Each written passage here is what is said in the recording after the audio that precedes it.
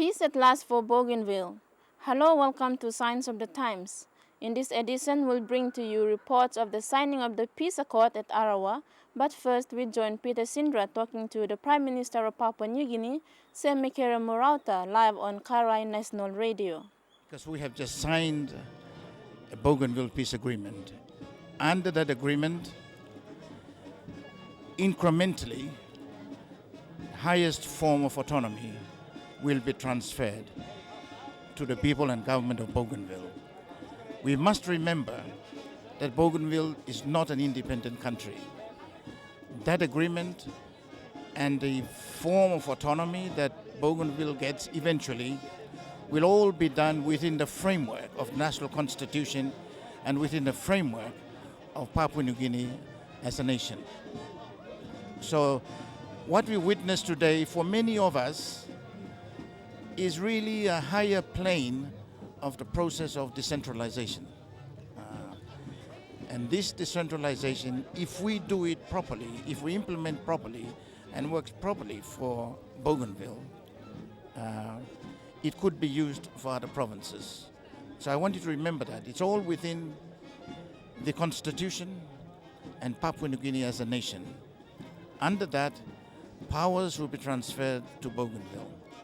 Any major change, any major departure from that framework will require the approval of the National Parliament. The process was not easy to come this far. How do you see the process to this far? I must take my hat off to the people and leaders of Bougainville. They have been isolated for many years. They have suffered in terms of development. They have lost lives, and yet they've continued. So this day is a very special day for them, and as Papua New Guineans, we must give them that credit. We must recognize the price to them. But having done that, let us now help them to bring them up to the same level we are. Our provinces are in, because you must remember that for 10 or 15 years, nothing has happened in terms of development in this province. They have a long way to go. I also want to make this point, that Bougainville should be seen by us as a special case, one-off case, because this is based on a conflict, the very bad and very sad situation that has brought us to this level. So we must recognize that, we must appreciate that, and understand the background so that we can see all this development in that right context. Political scientists, they will say this is history and history is going to repeat itself. What's your view, or what would you say to these critics? I made the statement that Bougainville and national government must now work together so that there is a wider acceptance of the principles of this autonomy and make it work. Because if it is accepted nationally and if it is made to work here, it can be applied to other provinces. This may be a new form of decentralization, replacing the one that we are having difficulties with. So I think we should have an open mind because there are benefits for us. There are lessons to learn, there are corrections to be made. And at this level, if we work together, we can realize our aim, the aim we share, that is to ensure that our people in the rural areas, in the provinces, have the power near them, that they share in the process of decision making. And that only comes from Waigani to them through a process of decentralization.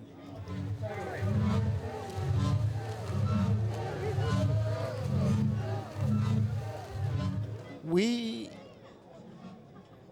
obtained our independence just over 25 years ago. We are a very young country. We have come through difficulties. We have experienced difficulties. The only way we can survive in this world is to make adjustments, is to learn from our mistakes and adapt to the changing circumstances around us, because it's only us making these adaptations, making these changes, that we can survive in the world. We cannot stand back and let time pass. And this is one of those changes. And we must make sure that we control this change so that the pace and the intensity and the final character of that change is the one that is not only for us, but for our future and for Papua New Guinea. Sir, thank you so much for your time. Thank you for coming.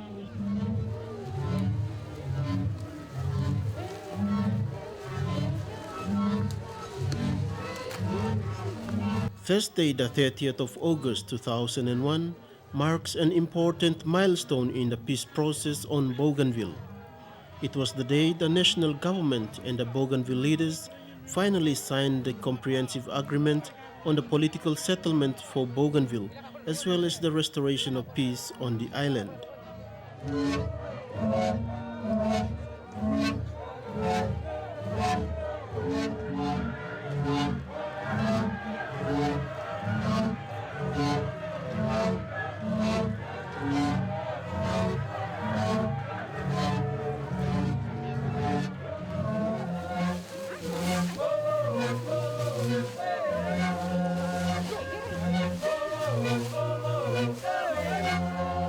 Prime Minister Semekere Morauta and his wife, Lady Roslyn, together with Bougainville Affairs Minister Moy Avey, and a good number of ministers and members of parliament, government officials, church leaders, and business and community representatives went to Arawa early Thursday morning for the signing ceremony.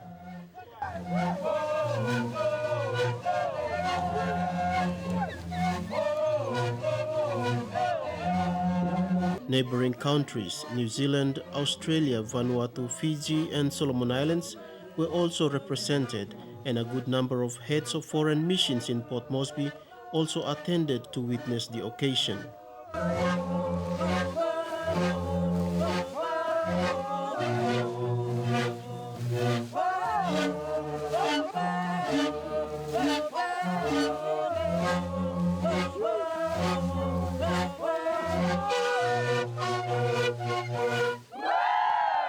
The people came from all parts of Bougainville, from Siwai and Buin in the south and Buka and Tinpuds in the north, all gathered in Arawa, central Bougainville, for what is hailed as an important and historic signing ceremony.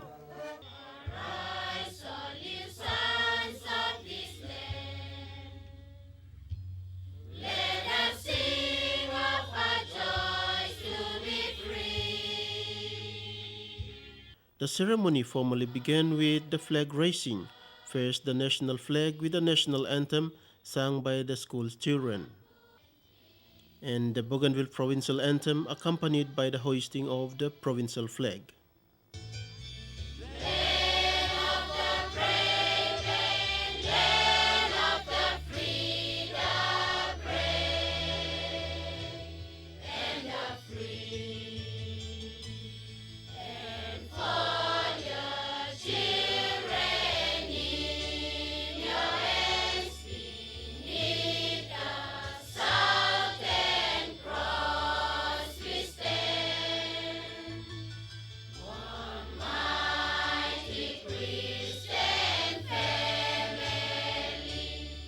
A prayer service was also conducted jointly by the churches on the island.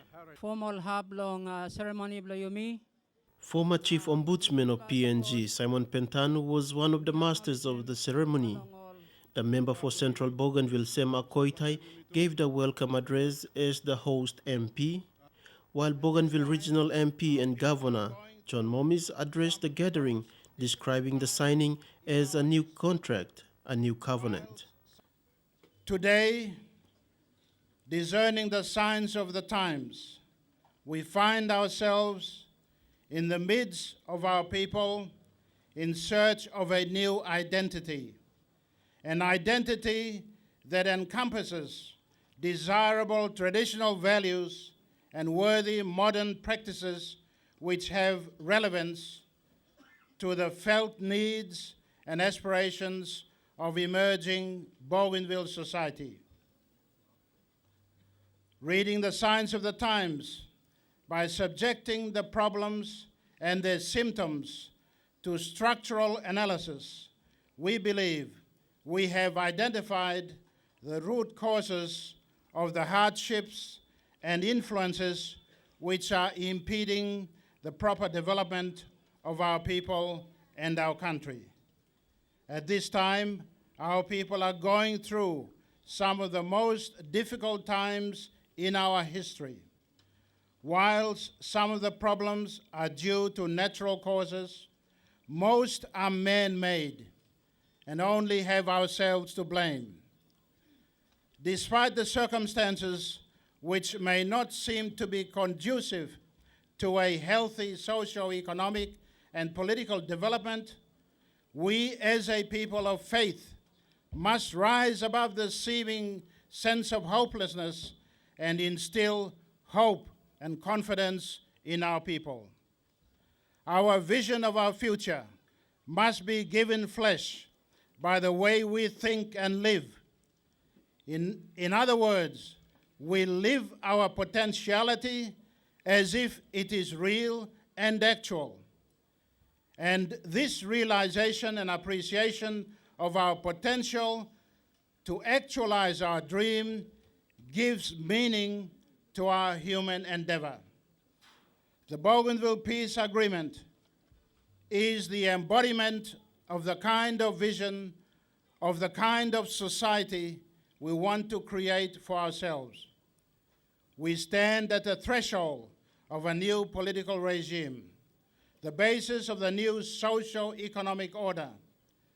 This agreement is not just another agreement, rather it is a new covenant washed in the blood of so many of our people of both sides of the conflict, about 15 to 20,000 who died during the crisis.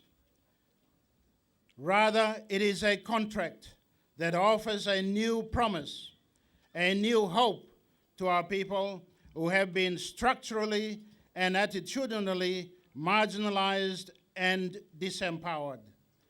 We have been victimized by existing power structures that sacrifice human dignity and human participation in the interest of economic rationalism, that is, interests and benefits of the few, and for the highly centralized and bureaucratized government.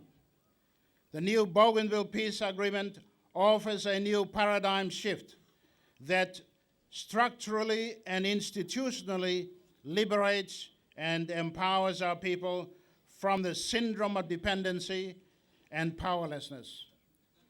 Today, we celebrate the dawn of a new era, an era that offers new opportunities, new challenges, a new potential that must be actualized for the common good. This new contract has been painstakingly negotiated and agreed between the people of Bougainville and the government of Papua New Guinea, and it is a commitment to enable the people of Bougainville to manage their own affairs and determine their own destiny and make their own mark in human history. Today we embark on a new revolution, a revolution with a difference, a revolution of peace, justice, human rights, and integral human development.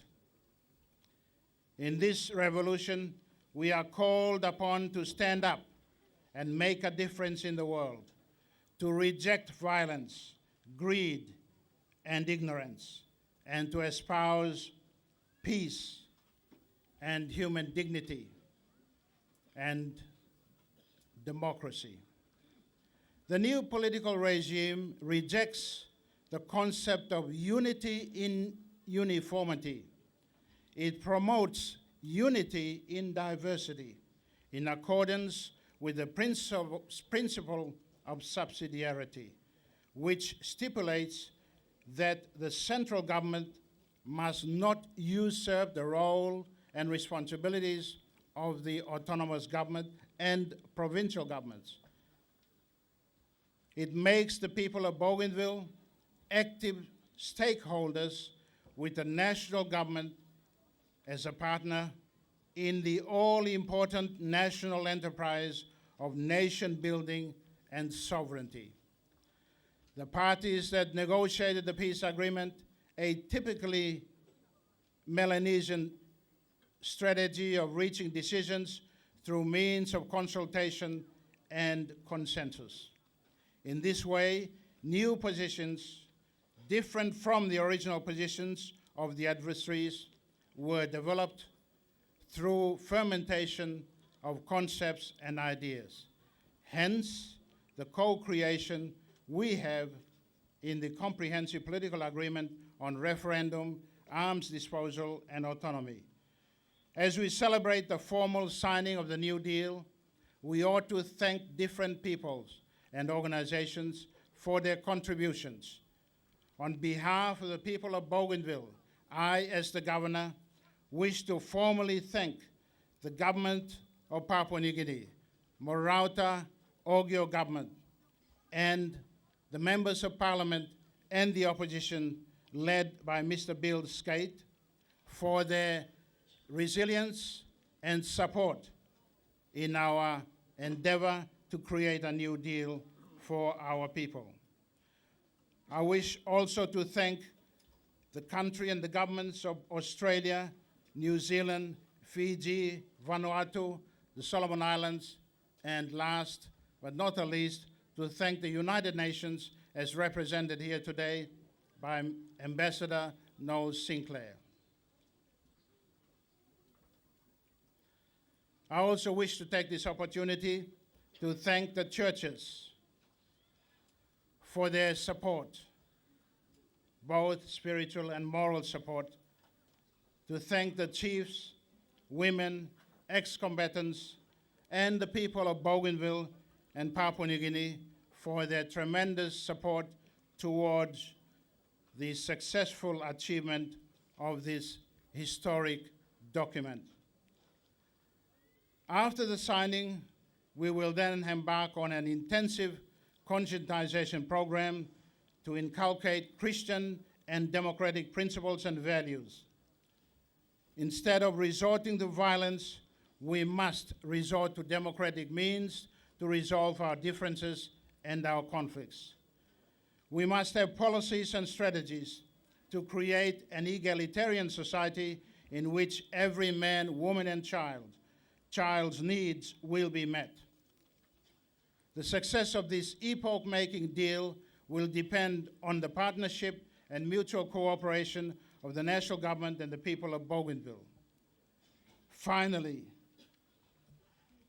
let me take this opportunity to thank and praise God, our Creator, who in His wisdom and discretion opted to invite us to be His co-creators, charged with the task to bring justice and new creation to our world. BPC President Kabui hailed the agreement as historic and attributed the achievement to those who lost their lives in the conflict. He also acknowledged the struggle of those who survived. The end of your suffering is with us. You have borne the wounds of war. You have watched your people die, their blood upon your soil. You have suffered too long. But your heart and soul are still alive and well, because the heart and soul of Bougainville is the people of Bougainville. And we, Momis, Kabui, Banam, the BRA, the resistance, we are nothing. Nothing but the servants of the people of Bougainville. And we are here today to finish some serious work for those people, our people, the people of Bougainville, for you, because today we stand before you to let you know that we have secured a sensible, practical agreement that guarantees Bougainville's political future. It also lets Bougainville decide its form of government and its level of autonomy. And it gives to Bougainville their right to vote on independence in a free and fair referendum.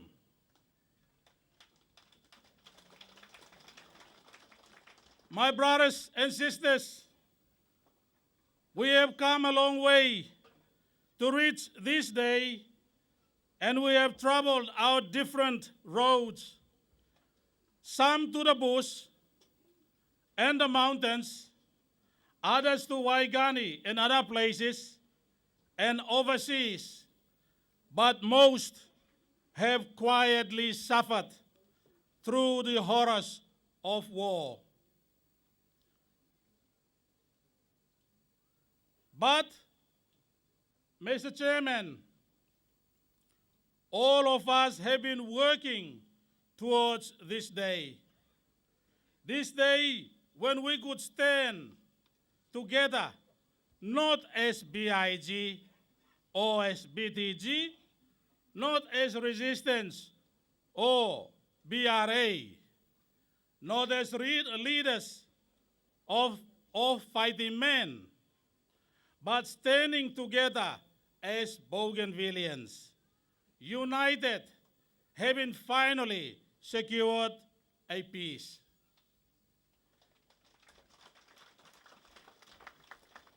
The guns have been put away. The PNGDF will leave, and in the place of guns and soldiers will come a civil society governed by laws of men. A Bougainville society in which we will give the highest regard for traditional authority, for justice and human rights. A Bougainville society in which we can live without fear, without the need for guns.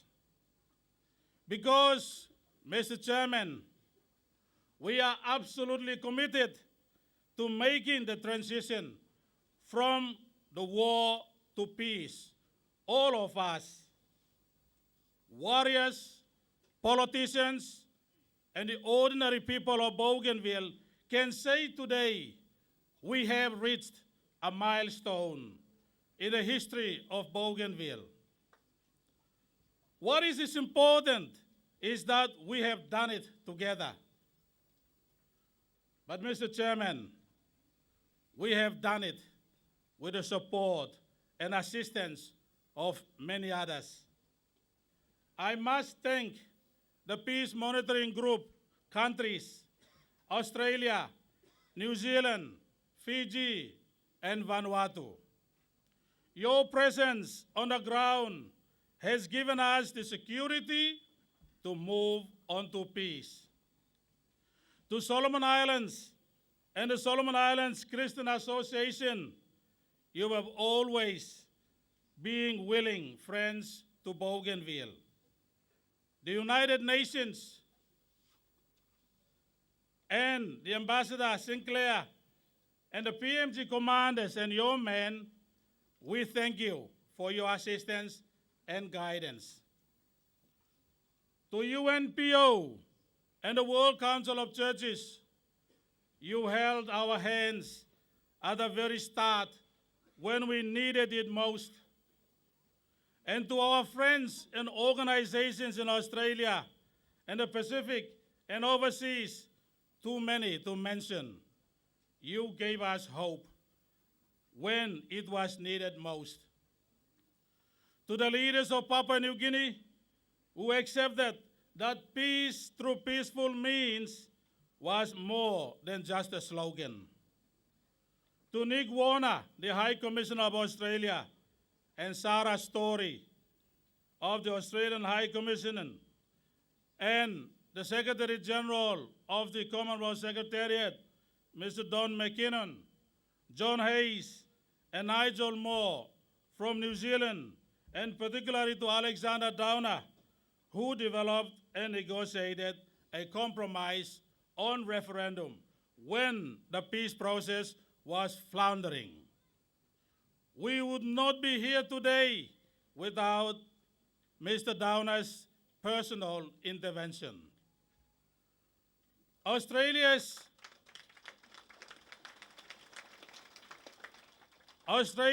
new assertive and independent role in the Pacific is welcome. It is long overdue. I can assure you that in Bougainville, we can see the real benefits of this new course. The leaders, members, officers, and advisors of all sides, thank you to you all. To our women, whose advice and compassion has helped guide us throughout. And finally, to our leaders, Olo Big Man Lompeles, for their wisdom and common sense. Thank you to you all. The bloody conflict has left a lot of scars for the people of Bougainville, and this is a fact that the Bougainvilleans will have to live with. President Kabui reminded his people of that. Let me say this: all wars leave scars. Good, decent, committed people on all sides have died or been wounded in this conflict. Their families carry the scars today. To you, we dedicate this peace.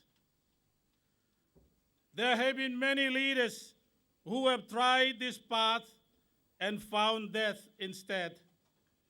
To all of those committed Bougainvilleans, but particularly to late Theodore Miriam, to you, we dedicate this peace, and to you, we dedicate our future. This agreement gives Bougainville the room to develop its destiny. That does not mean that we reject all of the past, but it does allow us to build a truly Bougainvillean society. And in one critical area, the crisis has allowed us, indeed forced us, to rely once again on traditional authority. Finding the right mix between the legal systems developed from our colonial past and the traditional authority of chiefs and elders may well prove the most significant contribution we can make to Melanesian societies. As we go forward, we will be looking to Council of Chiefs and Elders and village courts to form the bedrock of the new Bougainville. Under these arrangements, Bougainville will accept responsibility for policing an early stage. Together, we will reach back to our roots and build a peaceful Bougainville with respect for each other and govern in a truly Melanesian way. In doing all these things, we are accepting a mighty responsibility, because together we must rebuild our society, our infrastructure, and our mutual trust. To the members of National Parliament here today, I invite you to watch our progress carefully, because I have a genuine hope that out of the seeds of common sense and reason that we plant today will come mechanisms and approaches that will work elsewhere in Papua New Guinea. This agreement has been polished in the light of practical politics and firm negotiation. But it will work in Bougainville, and importantly, because of the remarkable bipartisan support in the National Parliament. From Bill Skate, with his fearless drive to find a solution, to Sir Michael Smare and his willingness to talk about issues that some wanted ignored, and to Moi Ave, whose dedication to peace and whose drive to make this work inspired us all.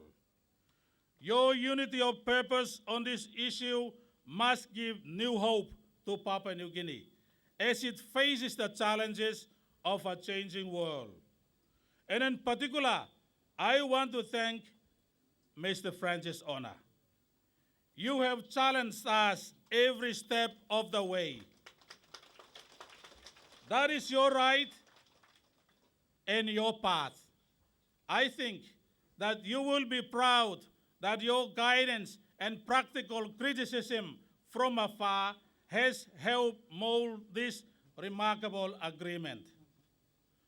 Finally, Mr. Chairman, to the young men and women and children of Bougainville, today is your day. It is for you that we have taken the steps that bring us here today. You are our hope and our future. For you, we have built this peace. But in our hearts, the thought that our children, no matter how young or old, can be safe and need not fear untimely death or injury. For us, that is the achievement in these negotiations. So let us, Bougainvillians, all of us, let us live this peace tomorrow, committed to the hard work and courage that will be required to make the peace work. Let us put aside all selfish expectations and ask, what can we do for Bougainville? Not what Bougainville can do for you or me. But as we leave, once again, we should bow our heads before God to thank Him for letting us put away our prejudices and our fears. Because we have put aside our differences and looked into the eyes of our Bougainvillian brothers and sisters, whom we call enemy once, and we have found people simply committed to Bougainville. And we have learned that we are one. Today, Mr. Chairman, we have all come home again to Bougainville. We are one people. We have confronted this crisis, and through the wisdom of God, together with our colleagues from the national government, we have found peace at last for Bougainville. So the people of Bougainville, let me say this. This is your day.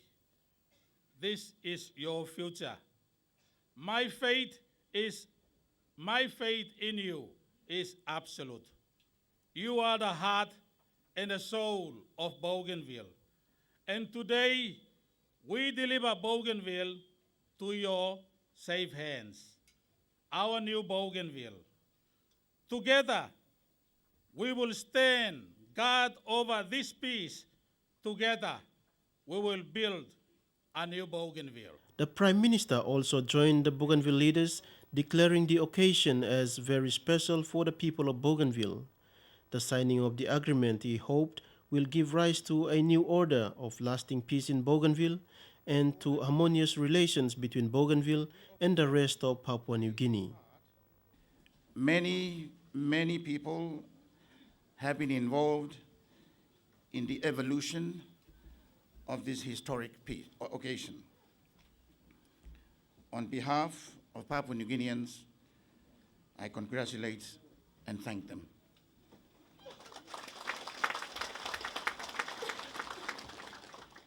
The greatest congratulations and thanks must go to you, the people of Bougainville, who have worked together towards a future with promise for a decent life for yourselves. Many Bougainvillean leaders, men and women from Bougainville, national government politicians, public servants, and the commanders of Bougainville Revolutionary Army and the Bougainville Resistance Forces have helped us on this journey. Each and all deserve high praise. But today, I want to pay a special tribute to my Minister for Bougainville Affairs, Honorable Moyave, for the part he played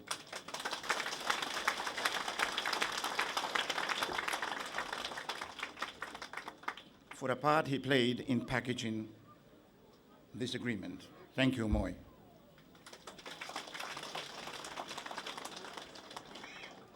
Papua New Guinea appreciates the role played by the neutral truce and peace monitoring groups, made up of servicemen and women from Australia, Fiji, New Zealand, and Vanuatu, who have supported our own combined efforts.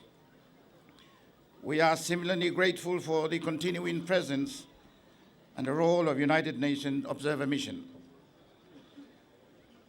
We thank foreign aid donors for the support they continue to provide for reconciliation, restoration, and development in Bougainville.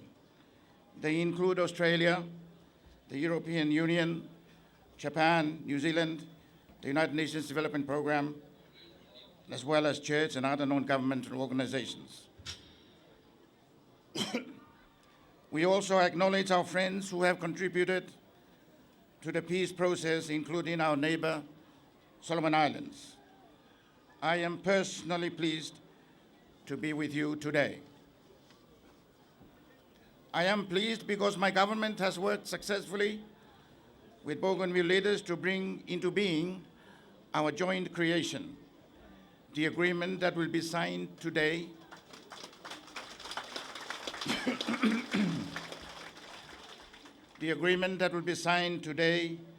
preparing the ground for the developments to follow. Together, they advance one of the 5 key objectives to which I committed my government 2 years ago, to complete a political settlement for Bougainville.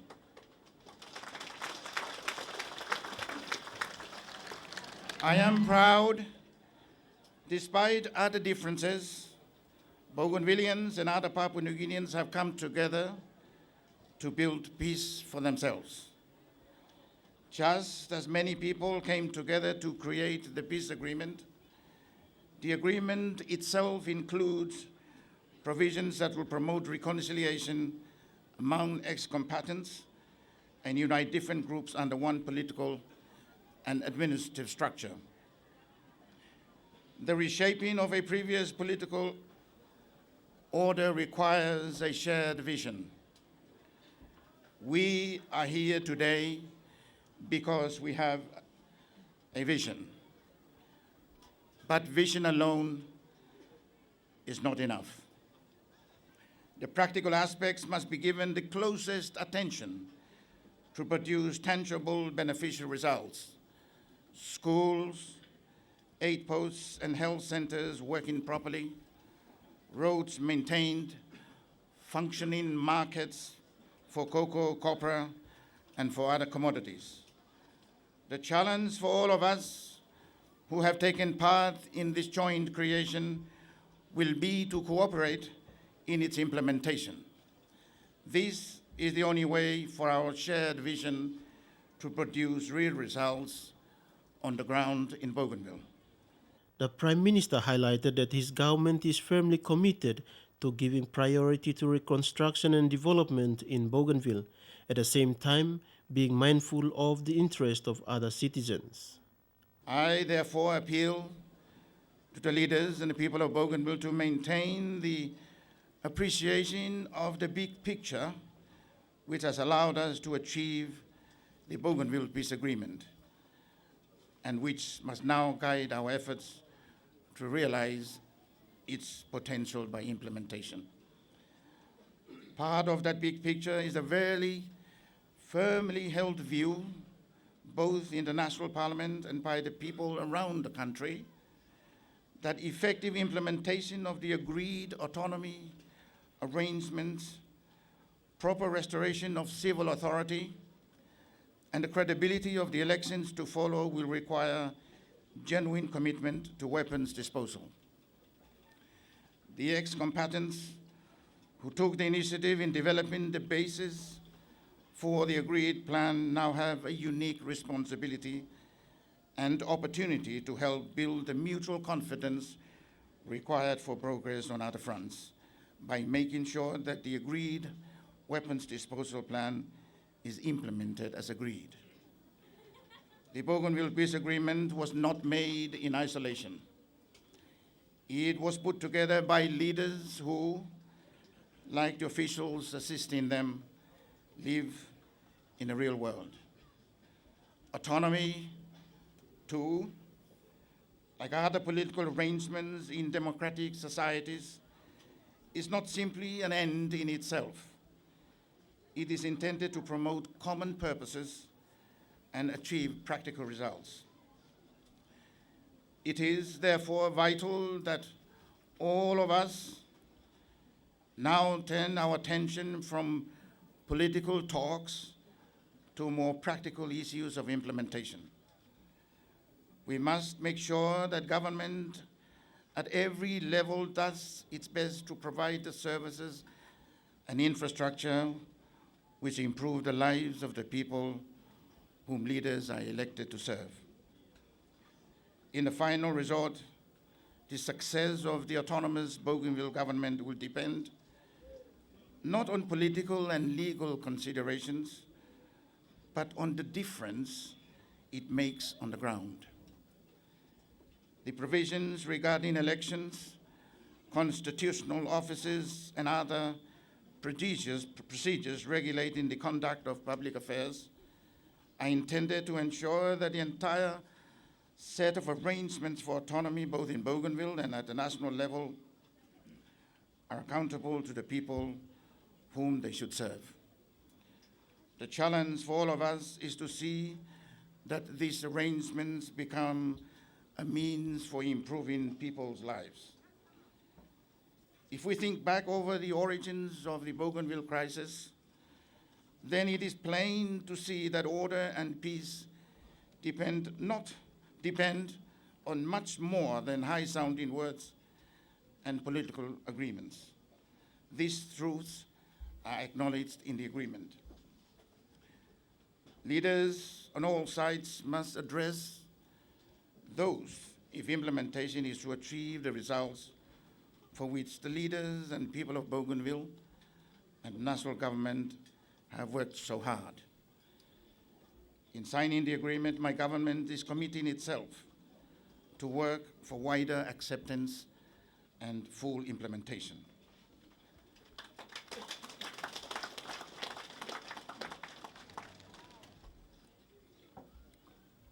In doing so, we acknowledge the compromises Bougainville leaders and the people have made.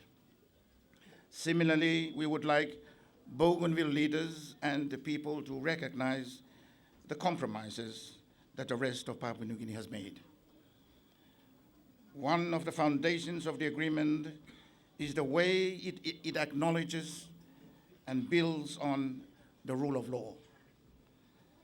It does so in a way it provides for the referendum to be guaranteed in the national constitution and for autonomy to be established on the same basis.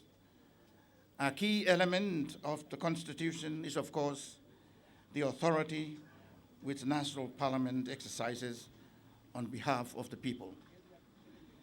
It is therefore obvious that the constitutional and other laws required for implementation will require parliamentary approval, and not just the support of a simple majority, but according to the particular issue, the actual presence and votes of 2/3 and even 3/4 absolute majority of all members.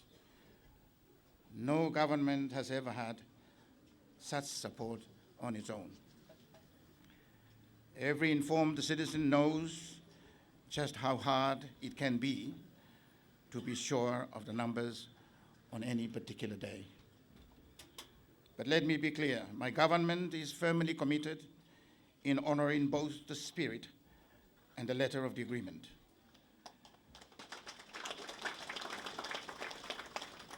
The Minister for Bougainville Affairs will present that agreement in the National Parliament with my full support at the earliest opportunity. Together, we have already taken steps to meet many members' concerns by persuading government to accept that Bougainville is a special one-off case because of the post-conflict situation. The question of whether, how, and how much the national framework should be adapted to accommodate Bougainville's particular needs is being separately addressed. So are related questions concerning the case and means for making provision for autonomy to become available in other parts of the country selectively in stages. But the bottom line for all of us remains the National Parliament, acting on behalf of all the citizens of Papua New Guinea, will have the final say. Let us be patient and realistic, while remaining determined to give life to the reshaped political order embodied in the joint creation. Let us keep working together as we move ahead to build on our previous achievements by committing ourselves to full practical implementation for the sake of lasting peace by peaceful means.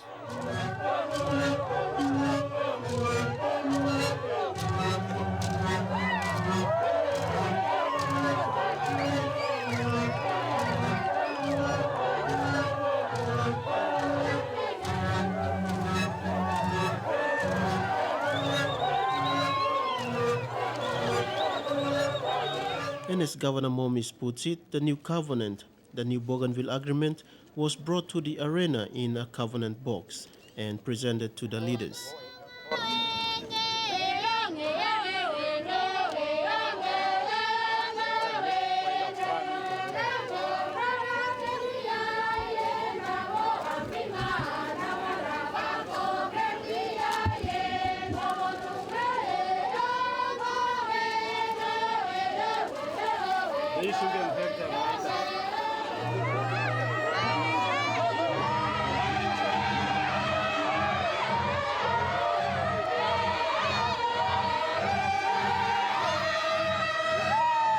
The Prime Minister and his Bougainville Affairs Minister and the two Bougainville leaders had to go through another traditional performance. This time they were carried to the ceremonial area by a sing-sing group from Wakunai.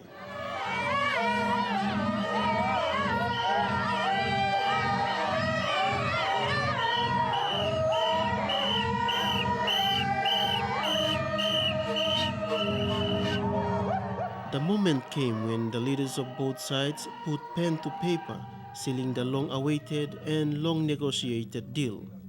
Prime Minister and the Bougainville Affairs Minister signed on behalf of the state, while Bougainville leaders from both sides, BPG and BPC, the ex-combatants, BRAs and the resistance force, put their marks. The important signing was witnessed by the head of the United Nations Observer Mission on Bougainville, Ambassador Noel Sinclair, as well as the ministers representing New Zealand, Australia, Vanuatu, Fiji, and Solomon Islands. Australia was represented by Senator Alan Ferguson.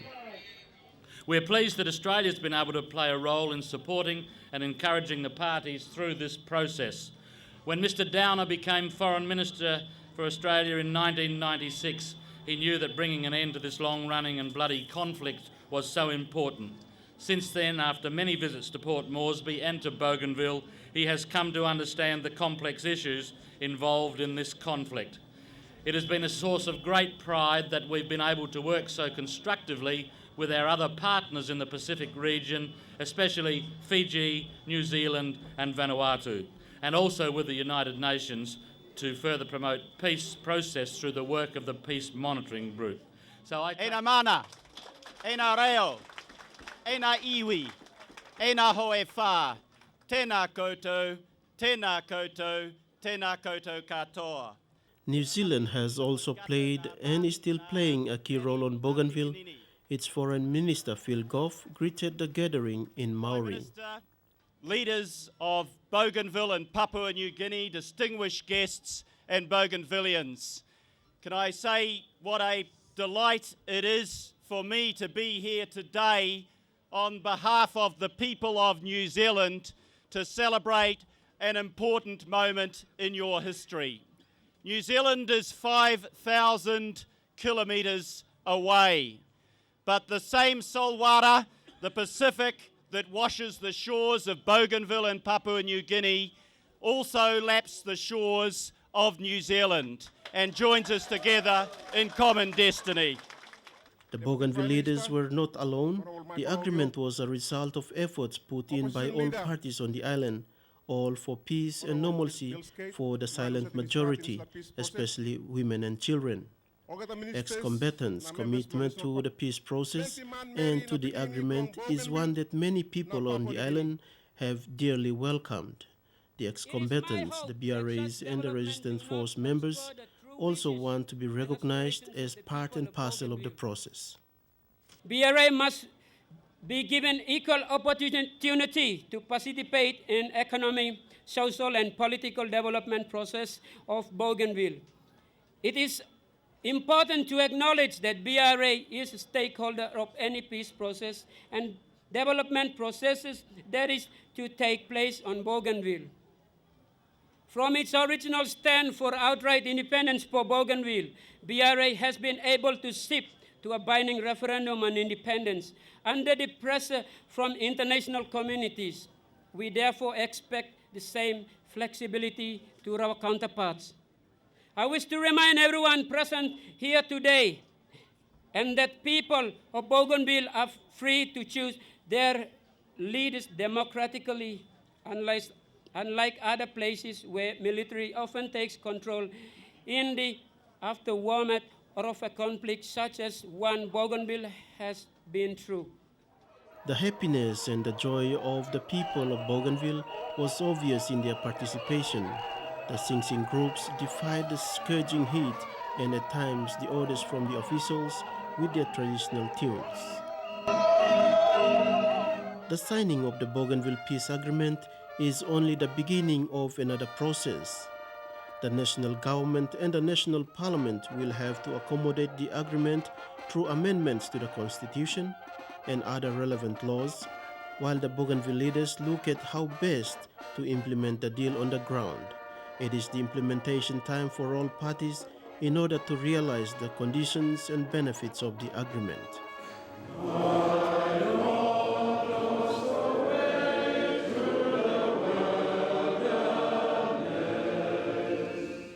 Following the signing, the Joint Bougainville Assembly held its first meeting on Friday at the Marimari Church in Arawa.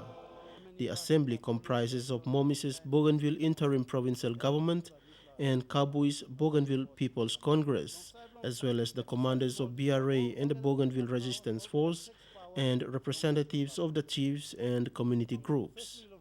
The meeting basically focused on the agreement. And the man who quietly and tirelessly worked with all parties involved is Ambassador Noel Sinclair, the leader of the United Nations Observer Mission on Bougainville and the chairman of the peace negotiations. Well, I feel very satisfied and very emotional about it. Remember that the Lincoln Agreement required these negotiations to be completed by the 30th of June 1998.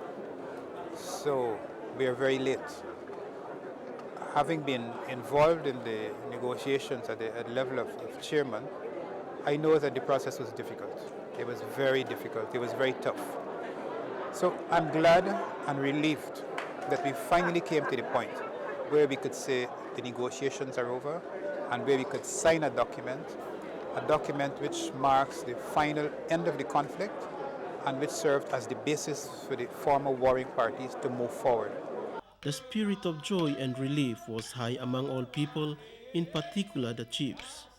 The chief of Chumpet's village, Jimmy Ruti, was not able to witness the signing in Arawa, but he's still a very happy person.